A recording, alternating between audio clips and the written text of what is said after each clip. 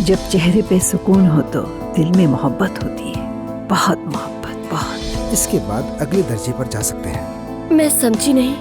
सफेद घोड़ी वाला शहजादा सोई हुई शहजादी को चूमता है। अरे लड़कियों, क्या हो रहा है यहाँ? अम्मी, ये मुझसे मेरी मोहब्बत छीनना चाहती है। मैं किसी की मोहब्बत नहीं छीन रही हूँ। हमीद साहब, बाबा, हमीद साहब, क्या हो गया? बाबा, उमर तुमसे इश्क करता है आयजा। अगर वो मोहब्बत करता तो आकर मुझसे बात करता, यूँ आसानी से हार नहीं मानता। मेरी बात सुनो आयजा, मुझे मालूम है, मगर अगर मैं होती तो मैं उसकी बात सुनती, अपनी मोहब्बत को मौका देती।